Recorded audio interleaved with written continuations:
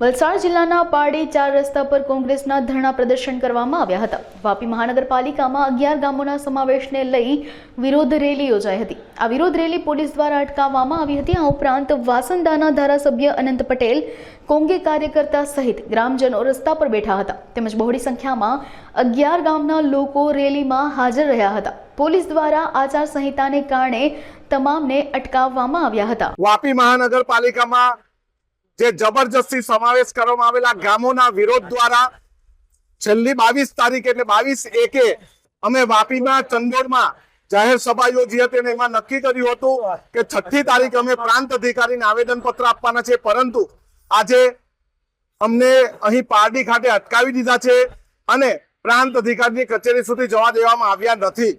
એટલે અમે પોલીસ કર્મચારીને કીધું છે જ્યાં સુધી તમે આનો નિવાડો ન લાવો ત્યાં સુધી અમે અહીં બેસવાના છે।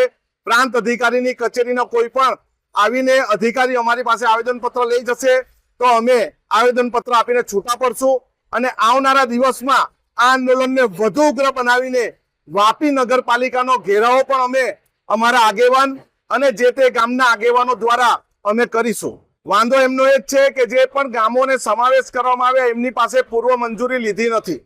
એમને પેસા એક્ટ 1996-2017 મુજબ એમની પાસે ગ્રામ સભાની પૂર્વ મંજૂરી લીધી નથી અને કરવેરા વધવાના તેમજ વાપીના નોટિફાઈડ એરિયાને સાથે લીધો નથી, વાપીની નજીકના ગામોને સાથે લીધા નથી, પરંતુ વાપીથી 12 કિલોમીટર દૂરના ગામોને જબરજસ્તી સમાવેશ કર્યો છે। એનો વિરોધ છે।